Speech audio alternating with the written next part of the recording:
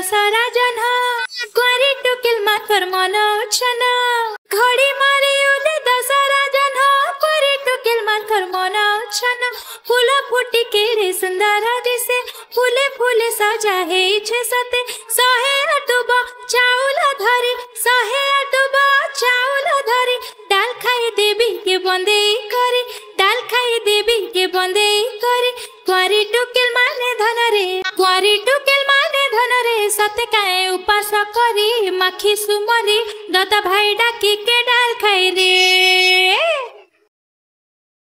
पार्वणर समय प्रकृतिर महाजुवती रूप गुरुबुढ़ा नंगल धरी बिहन बुणिबे पाटक को बिहन बांटिबे बिहन छिना दिन सेही दिन पाट मुख्यंक हाथरू ग्राम मुख्यंक हाथकू तापरे तापरकू प्रसरे जीव चराचर सेही बिहनर प्रथम उपजकू नुआखाई दिन ग्रहण करिबु एही अन्नर प्रथम रक्तबिंदु शरीर रे मिसिଯିव शरीर पाई अन्न पुष्टिदायक हेवा सह कौलवर्धक मध्य अटे।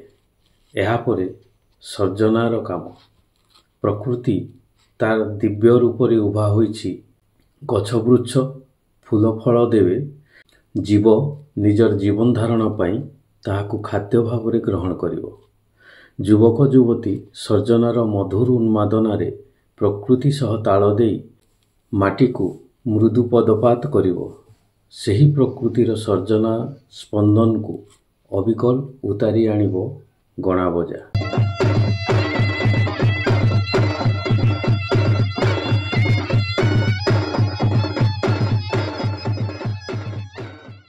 माटी प्रकृति और सर्जनार सवाशिष अस्तित्व हेउछि माँ पुरुष को संतान भावे आशीर्वाद दियंती सेही सवाशेष अस्तित्व कुठीरू स्पंदनटी आनी निजर पुओ मुंडरे अजाड़ी देव सेही कुठीरे अष्टमी दिन निजर भाई पाई शुभ मनासी भौणी निर्जला उपवास करिवो राति सारा डाल खाई नाचिबो।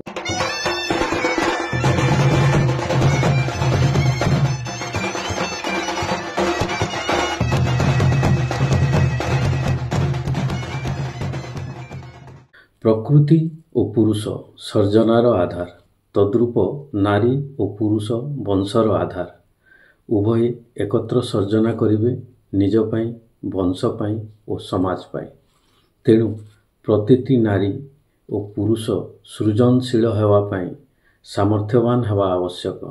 यह ही कुठी तत्व कुठी पूजा बा डालखाईर साकार रूप को निज घरर मशान कुना गाँ देवता गुड़ी और पाटदेवी गुड़ी रे देखी हुए।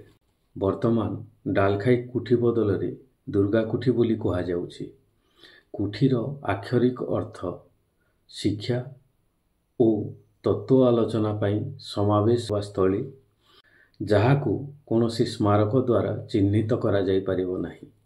जिउंतिया दिन समवेत स्थली रे मुख्यतः कांथरे गोटे चतुर्भुज अंकन करा जिवो दुई धाड़ी रे 8 संख्या रे 16 गोटी कुठी अंकन करा जिवो प्रति कुठी रे सेही गाँर बासिंदांक कौलदेवी रहिबे एवं कुठी मुख्य पाटदेवी बा ग्रामदेवी अथवा इष्टदेवी रहिबे जहाकू डालखाई कुठी कहा जाए।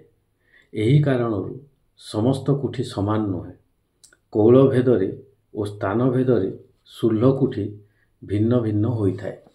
कौल देवादेवी पशु पक्षी सरीसृप बा उद्भिद होइथांती तेणु कुठीरे मानव रूपी देवता रहे नाही। एणु प्राचीन सुल्ह कुठी हेउछि तर्क आधारित किंतु दुर्गा कुठीरे हिंदू धर्मशास्त्र वर्णित देवादेवी चित्र देखा जाउछि जहा कुठीर तर्क सहित समान नहे। डालखाई कुठी को दुर्गा कुठी नाम दे हिंदू रीतिनीति रे तार पूजा करा जाउछि।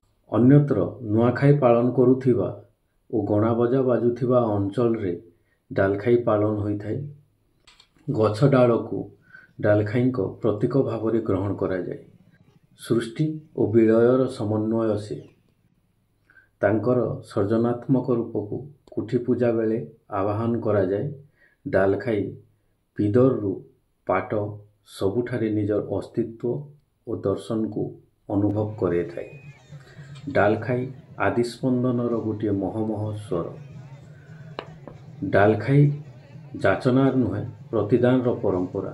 ପ୍ରକୃତିର ସ୍ପନ୍ଦନ ସହ ନିଜକୁ ମିଶେଇ ଜୀବନ ବଞ୍ଚିବାର ଶ୍ରେଷ୍ଠତମ ଆନନ୍ଦ ହିଁ ଡାଲଖାଇ।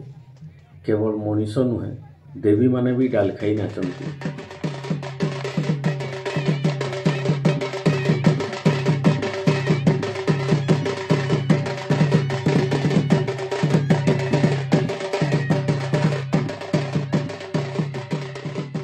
ଦୈବୀ ସତ୍ତାକୁ ସୁଦ୍ଧା ନୃତ୍ୟରେ ମସଗୁଲ କରୁଥିବା ଡାଲଖାଇର ପ୍ରଭାବ ନିଶ୍ଚିତ ସାଧାରଣ ନଥିବ।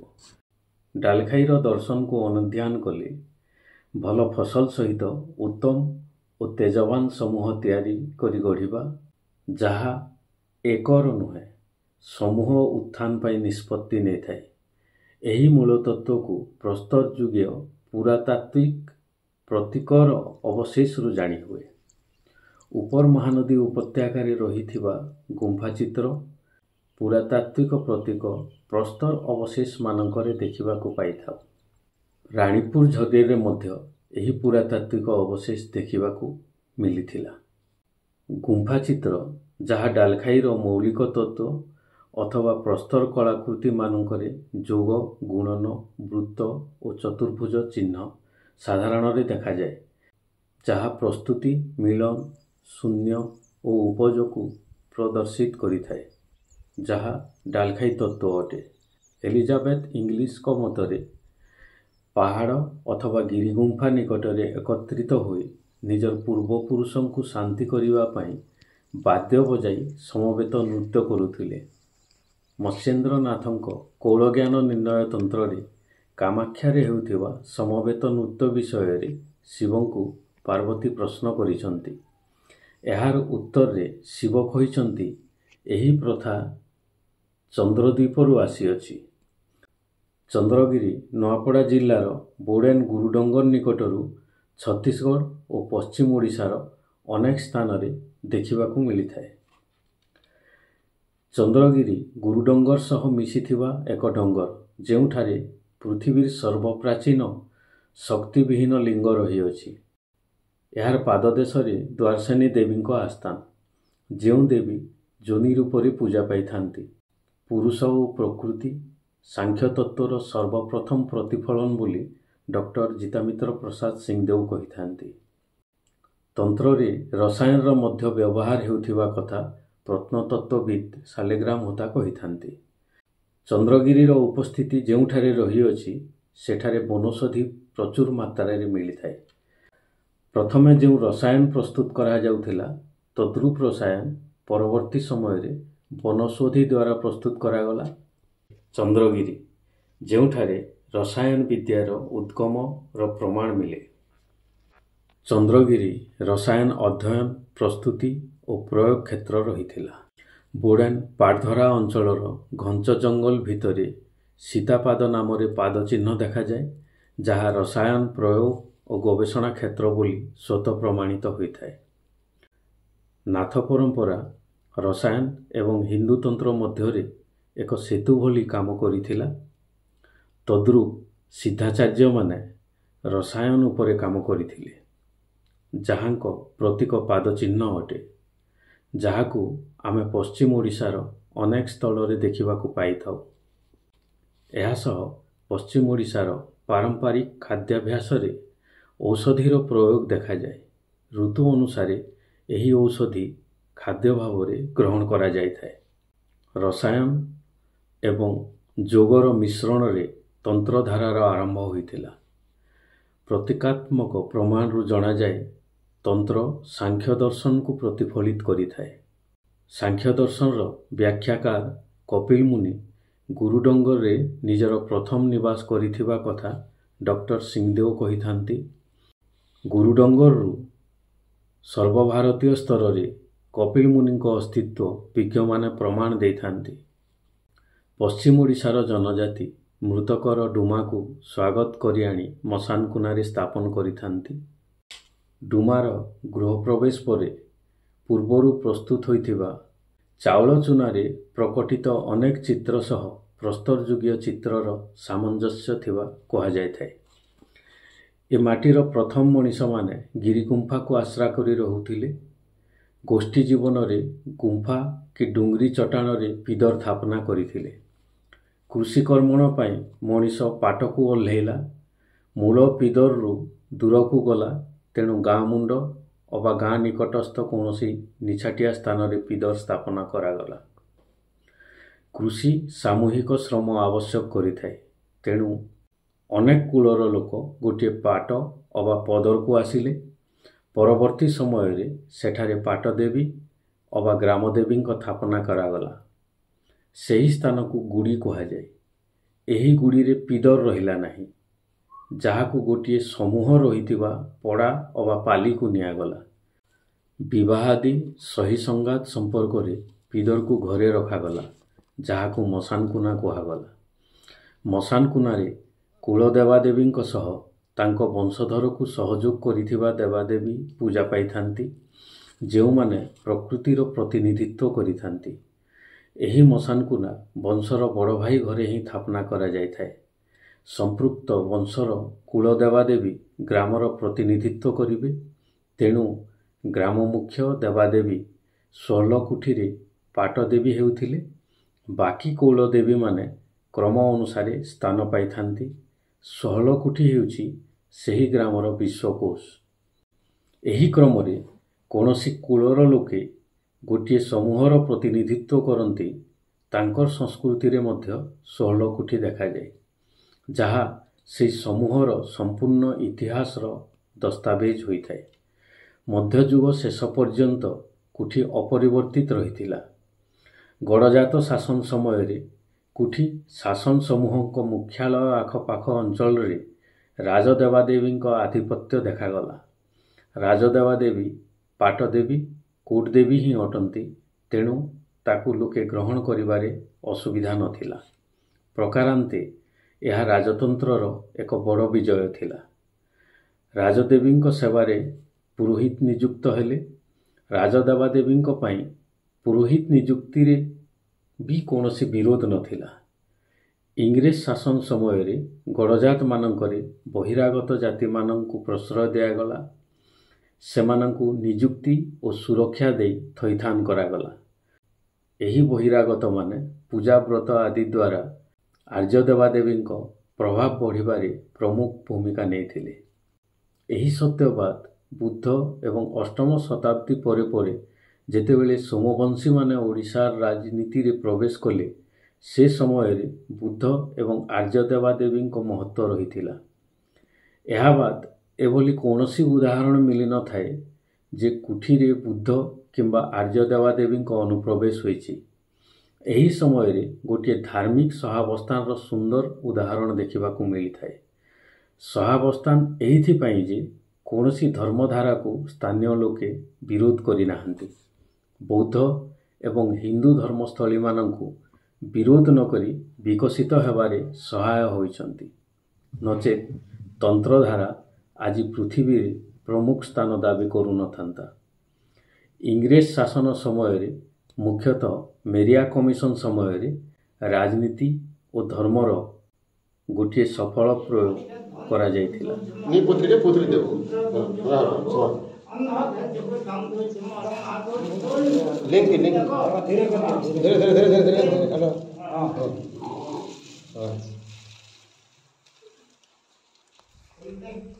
ଉଣେଇଶହ 80 ମସିହା ପରେ ପରେ ଡାଲଖାଇ କୋଠିର କାୟାକଳ୍ପ ହେବା ଆରମ୍ଭ ହେଲା।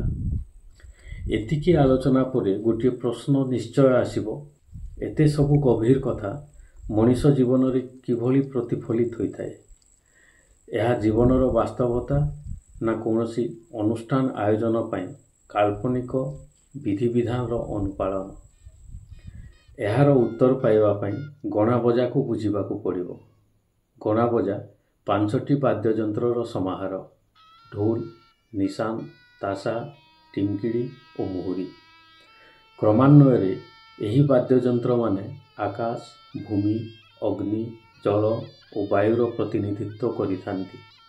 ଯେଉଁ 5ଟି ତତ୍ତ୍ୱ ଦୃଶ୍ୟମାନ ଚରାଚରକୁ ତିଆରି ଥାଏ, ସେ ମଣିଷର ଶରୀରକୁ ମଧ୍ୟ ତିଆରି ଅଛି। ଏଥିଯୋଗୁଁ ଗଣାବଜା ପଞ୍ଚତତ୍ତ୍ୱର ଶରୀରରେ ସିଧା ପ୍ରଭାବ ପକାଉଥିବା ବିଶ୍ୱାସ କରାଯାଏ। ସଙ୍ଗୀତର ପ୍ରଭାବକୁ କେହି ଅସ୍ୱୀକାର କରିପାରିବେ ନାହିଁ। ଗଣାବଜାର ସଙ୍ଗୀତ ଓ ମଣିଷ ଶରୀରର ଚଳନ ଓ କମ୍ପନ ଗୋଟିଏ ସମାନ୍ତରତା ତିଆରିଥାଏ। ଏହି ସମାନ୍ତରତା କୌଣସି ସ୍ଥାନରେ ଏକ ହୋଇଯାଆନ୍ତି। ଏହି ସ୍ଥିତିକୁ ଅନେକ ଧର୍ମଧାରା ନିଜ ନିଜ ଢଙ୍ଗରେ ବ୍ୟାଖ୍ୟାନ କରିଥାନ୍ତି। ଦଶହରାରେ ଦେବାଦେବୀ ସମସ୍ତଙ୍କ ଭଳି ମଣିଷ ବି ଡାଲ ଖାଇ ନାଚେ। ଅନ୍ୟ ଅର୍ଥରେ ମଣିଷ ଦେବତ୍ୱର ଅଭ୍ୟାସ କରିଥାଏ। ଏହି ଅଭ୍ୟାସ ଜଣକୁ ଯୋଗିନୀରେ ପରିଣତ କରାଏ। ଯୋଗିନୀମାନେ ନିଜର ପୂର୍ଣ୍ଣ ଉନ୍ମାଦ ନେଇ ନାଚୁଥିବେ। ଢୁଲିଆ ସମସ୍ତଙ୍କୁ ନିୟନ୍ତ୍ରଣ କରୁଥିବ। ଡାଲଖାଇ ପାଳନ କରୁଥିବା ଯୁବତୀମାନଙ୍କୁ ଜଣେ ମହିଳା ନିୟନ୍ତ୍ରଣ କରିବେ। ସେ ନାଗରୀ ବୋଲି ସମ୍ବୋଧିତ ହୁଅନ୍ତି, ଯାହାଙ୍କୁ ବୌଦ୍ଧଶାସ୍ତ୍ର ବଜ୍ରଯୋଗିନୀ କହିଥାଏ। ବଜ୍ରଯୋଗିନୀ ବା ଡାକିନୀମାନେ ସମବେତ ଗୋଟିଏ ନିର୍ଦ୍ଦିଷ୍ଟ ସ୍ଥାନରେ ଅଭ୍ୟାସ କରିବେ। ଏହି ଅଭ୍ୟାସସ୍ଥଳୀମାନଙ୍କର ନାମ ଚନ୍ଦେଲ, ଚନ୍ଦ୍ରଗିରି ଆଦି ରହିଥାଏ। ଡାକିନୀମାନେ ସିଦ୍ଧ ହେଲେ ଚାମୁଣ୍ଡା ସ୍ତରକୁ ଉନ୍ନୀତ ହୋଇଥାନ୍ତି। ଲୋକକଥା ଏବଂ ସଂସ୍କୃତିରେ ବିଖ୍ୟାତ କୁଆଁରୀପାଟଣାର ସାତକୁଆଁରୀ ଚାମୁଣ୍ଡା ସ୍ତରର ଅଟନ୍ତି। ଏହି ସମସ୍ତ ସ୍ତରରେ ଗଣାବଜାର ମୁଖ୍ୟ ଭୂମିକା ରହିଥାଏ। ସାଧାରଣ ଡାଲଖାଇ ବ୍ୟତୀତ ଚନ୍ଦେଲର ଡାଲଖାଇ ଗୁପ୍ତ ଡାଲଖାଇ ଭାବେ ପରିଚିତ ହୋଇଥାଏ। ଗୁପ୍ତ ଡାଲଖାଇର ସ୍ଥାନମାନଙ୍କୁ ପରବର୍ତ୍ତୀ ସମୟରେ କୌଣସି ଦନ୍ତକଥା ଦ୍ୱାରା ଯୋଡ଼ି ରହସ୍ୟମୟ କରିଦିଆଯାଇଛି, ଯେଉଁଠାରେ ମଣିଷ ପଥର ହୋଇଯାଇଥିବାର ଅନେକ କାହାଣୀ ଶୁଣାଯାଏ। ଏଭଳି ବିଦୁଷୀମାନଙ୍କ ପଦପଦବୀକୁ ନିମ୍ନ ସ୍ତରର ବୋଲି ଅନେକ ଉପକଥା ଓ ଉଦାହରଣ ମାଧ୍ୟମରେ ଦମନ କରାଯାଇଛି। ଏହାର ଏକ ସୁନ୍ଦର ଉଦାହରଣ ଶଶିସେଣା କାବ୍ୟ। ସାତକୁଆଁରୀ ମଧ୍ୟରେ ବିଖ୍ୟାତ ଜ୍ଞାନଦେଈ ମାଲୁଣୀ, ଯିଏ ପୁରୀ ଜଗନ୍ନାଥ ମନ୍ଦିରର ରୋଷଶାଳାର ଭୋଗ ପ୍ରସ୍ତୁତିର ମୁଖ୍ୟ ବିନ୍ଧାଣୀ, ତାଙ୍କୁ ଖଳନାୟିକା କରାଯାଇଛି। କାବ୍ୟ ରଚନାକାରଙ୍କ କୌଣସି ପରିଚୟ ଅବା ତାଙ୍କର ଅନ୍ୟ ରଚନା ବିଷୟରେ କୌଣସି ସୂଚନା ନାହିଁ। ସୋନପୁରର କିଛି ସ୍ଥାନକୁ ନେଇ କାବ୍ୟଟିକୁ ଐତିହାସିକ ବୋଲି ତତ୍କାଳୀନ ଦରବାର ତରଫରୁ ପ୍ରକାଶିତ କାବ୍ୟର ମୁଖବନ୍ଧରେ କୁହାଯାଇଛି।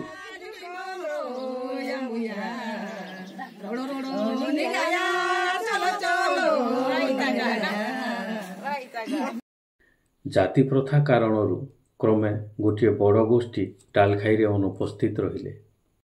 ଏହାପରେ ଡାଲଖାଇ ଗୀତକୁ ଅଶ୍ଳୀଳ କହିବା ଫଳରେ ନବ୍ୟ ମଧ୍ୟବର୍ଗଙ୍କୁ ଦୂରରେ ରଖାଗଲା। ଡାଲଖାଇ କୁଠିରେ ଦୁର୍ଗା କୁଠିର ସ୍ଥାପନା ହେଲା ଏବଂ ଡାଲଖାଇ ନାଚକୁ ଡାଲଖାଇ ଦିନ ବନ୍ଧଘାଟରୁ ଦୁର୍ଗା କୁଠି ପର୍ଯ୍ୟନ୍ତ ସୀମିତ ରଖାଗଲା। ବିବାହାଦି, କୁଣାବରା ଆଦି ସାମାଜିକ ଉତ୍ସବରେ ଡାଲଖାଇ ନାଚ ପରିବେଷଣ ହେଲା ପୂର୍ବ ଭଳି। କୁଠିରୁ ବିଚ୍ଛିନ୍ନ ହେବା ପରେ ଡାଲଖାଇକୁ ମଞ୍ଚକୁ ନେବାକୁ ସହଜ ହେଲା।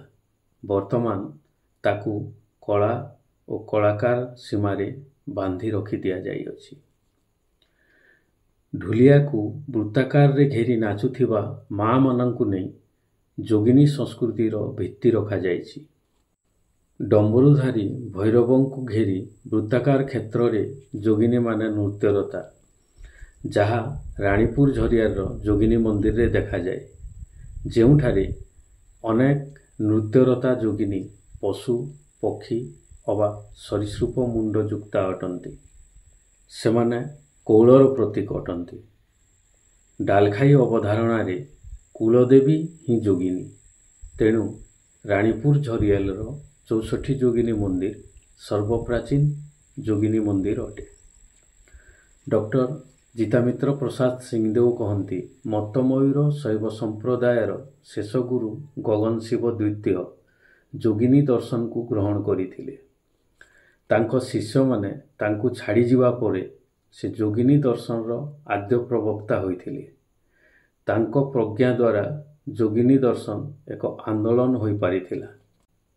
ମଧ୍ୟପ୍ରଦେଶ ଗ୍ୱାଲିୟରରୁ 40 କିଲୋମିଟର ଦୂର ମୁରେନା ଜିଲ୍ଲା ଅନ୍ତର୍ଗତ ପାହାଡ଼ିବଲ୍ଲୀର ମିତାବାଲି ଗାଁ ନିକଟରେ ଏକ 64 ଯୋଗିନୀ ମନ୍ଦିର ରହିଅଛି, ଯାହାକୁ ସାଧନା ସହ ସୂର୍ଯ୍ୟଙ୍କ ଗୋଚରରେ ଖଗୋଳ ଅଧ୍ୟୟନ ପାଇଁ ତିଆରି ହୋଇଥିବା କୁହାଯାଏ। କଚ୍ଛପ ରାଜା ଦେବପାଳ, ଯିଏ 1055ରୁ 1075 ମସିହା ପର୍ଯ୍ୟନ୍ତ ଶାସନ କରିଥିଲେ, ତାଙ୍କ ଦ୍ୱାରା ତିଆରି ହୋଇଥିବା ଏହି ମନ୍ଦିରକୁ ଆଧାର କରି ସାର୍ ଏଡୱିନ୍ ଲୁଟିଏନ୍ସ ଭାରତର ପ୍ରଥମ ପାର୍ଲାମେଣ୍ଟ ଗୃହର ନକ୍ସା ପ୍ରସ୍ତୁତ କରିଥିଲେ। ଆଜି କୌଣସି ଯୋଗିନୀ ମନ୍ଦିରରେ ପୂଜା ହେଉନାହିଁ। ଡାଲଖାଇ ମଧ୍ୟ ମଞ୍ଚ ଓ ରାଜରାସ୍ତାର ଗୋଟିଏ ନାଚ ହୋଇ ରହିଯାଇଛି। କିନ୍ତୁ ଆଶ୍ୱାସନା ଏହା ଯେ ନଗର ବୁଲି ସାରିଲା ପରେ ଆମର ଦେବାଦେବୀ ଦଶହରାରେ ଗଣା ବଜାର ତାଳେ ତାଳେ ଡାଲଖାଇ ନାଚୁଛନ୍ତି।